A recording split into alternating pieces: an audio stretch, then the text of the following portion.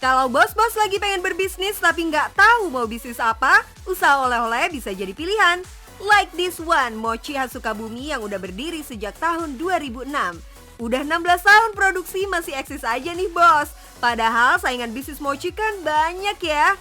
Coba-coba kita tengok salah satu pengusaha mochi Kasuari yang terkenal di Sukabumi, Mochi Kasuari Bakat Jaya. Kenapa ya disebut Mochi Kasuari? Karena mochi ini dibuat oleh orang yang tinggal di Kasuari, Sukabumi. Kenalan dulu yuk sama pemiliknya. Halo bosku, kenalkan nama saya Ujang Sukaria, pemilik dari Mochi Kasuari Bakat Jaya.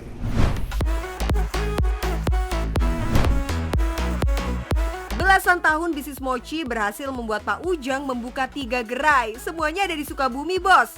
Karena mochi ini udah jadi ciri khas Sukabumi sekarang ya, jadi ikon gitu ya, jadi ikon Sukabumi, maka saya pertahankan. Walaupun bagaimana juga saya akan mempertahankan terus ciri khas kota Sukabumi ini. Pelajaran pertama ya bos, kalau mau bisnis oleh-oleh bukannya di kota asal aja. Makin otentik biasanya makin dicari pelanggan. Tapi dari mana ya Pak Ujang bisa punya resep otentik buat bikin mochi? Padahal keluarga Pak Ujang nggak ada background bisnis mochi loh bos. Saya merintis usaha ini sebetulnya yang punya resep itu bapak saya.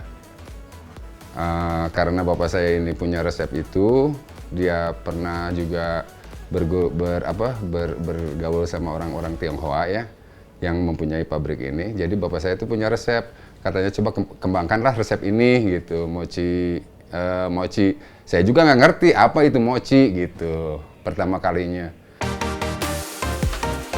Selain ketekunan, niat, dan kerja keras, membuka bisnis juga butuh keahlian ya bos. Meski latar belakang keluarganya bukan berbisnis, Pak Ujang belajar terus sampai jadi ahli bikin mochi. Kasih nama bisnis juga sebaiknya nggak sembarangan ya bos. Pilih nama yang simple, mudah diingat, dan kalau bisa ada maknanya. Kata-kata dari bakat itu kan, bakat itu jadi apa ya, bawaan ya, bawaan. Kalau jaya itu adalah suatu kesuksesan begitu. Jadi saya namakan Bakat Jaya gitu. Dengan nama ini anugerahnya yaitu alhamdulillah dari mulai merintis sampai sekarang itu nggak punya kendala. Ini nih yang bikin pelanggan setia sama mochi buatan Pak Ujang. Semuanya masih dibuat dengan cita rasa otentik. Pak Ujang sengaja menggunakan cara tradisional untuk menjaga kualitas mochinya. Tuh, kalau punya bisnis emang harus dijaga kualitasnya bos. Kalau spesial dari mochi saya ini masih pembuatannya, penanganannya dengan tradisional yang tidak mempergunakan alat-alat bantu. Mempertahankan dari kualitas saya ya, supaya jangan ngaco ya. Jadi rasa itu jangan sampai berubah begitu. Kalau bisnis sudah mulai besar, biasanya godaan makin banyak ya bos. Misalnya mengubah bahan atau teknik produksi biar produk yang dihasilkan makin banyak. Tapi Pak Ujang nggak tergoda bos. Bantuan mesin dari Thailand dan Korea pernah ditolak. Katanya nih, mochi yang dibuat dari mesin lebih lembek dan kurang kalis. Seperti pembuatan mochi pada umumnya, adonan dibuat dari tepung ketan. Next, adonan dibentuk dan direbus ke dalam air. Kualitas mochi bakal kelihatan di proses ini nih. Kalau bahan bagus ya tadi itu, kalau direbus itu mengembang ke atas. Kalau yang jelek itu nanti kalau yang tenggelam dalam rebusan itu, kalau dikocek itu nggak bakalan bisa kenyal. Setelah adonan mochi matang, adonan dimasukkan ke dalam wajan dan dilumatkan. Sambil dilumat, adonan dikasih pewarna, essence, dan gula merah. Setelah itu adonan diuleni hingga kalis. Adonan yang sudah kalis kemudian diletakkan ke wadah yang sudah ditaburi tepung. Setelah dipotong-potong, diberi isian kacang dan dibentuk bulat menjadi mochi. Jadi deh bos, tinggal di packing aja. Oke bosku, kita sekarang ada di ruang produksi atau ruang penggulungan ya. Sengaja ini adalah satu kemasan yang terbuat dari anyaman bambu. Kenapa saya mempergunakan kemasan ini? Supaya udara tetap masuk dan tidak cepat lembab. Karena kalau mengakibatkan lembab, si mochi ini akan berkeringat. Kalau lama-lama dia akan berjamur, maka ketahanan tidak lama. Maka saya jamin kalau ini dengan mempergunakan kemasan ini akan lebih efektif dan lebih sempurna sampai ke tangan Anda semua. Mochi Kasuari buatan Pak Ujang ini hanya bisa bertahan selama 3-4 hari karena nggak pakai bahan pengawet sama sekali. Satu kotak berisi 10 mochi diberi harga Rp10.000. Biasanya mochi dijual 5 kotak dengan diikat memanjang.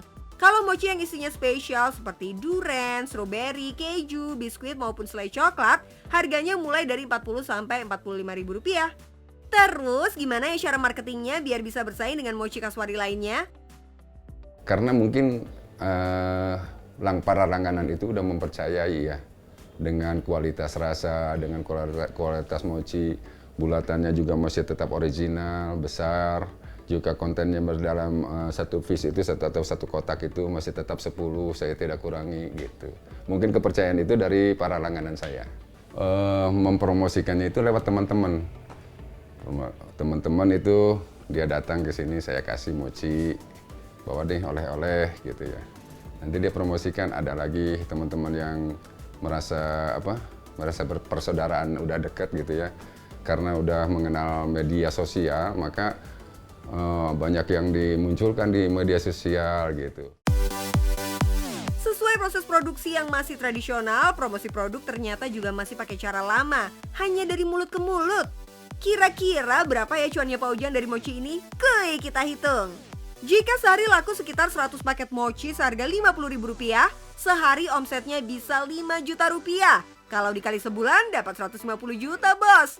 Jangan cuma ngiler sama cuannya aja ya, bos. Perjuangannya Pak Ujang membangun bisnis tuh banyak dramanya juga loh. Karena nggak sanggup membiayai pendidikan, Pak Ujang cuma sekolah sampai SD. Kalau bilang putus sekolah, saya sedih. Nggak bisa melanjutkan sekolah. Pedih hati saya itu, nggak bisa seperti orang lain bersekolah tinggi. Dulu pernah kuliah jadi bangunan, jadi kenaik, saya tuh jadi sampai calo angkot, sampai kenaik mobil Bogoran dulu waktu masih LP, masih kol LP. Oke bosku, sudah lihat kan bisnisku sekarang? Bagi pemula yang mau berbisnis, jangan tunda-tunda, lakukanlah sekarang. Yang penting cuan, bos.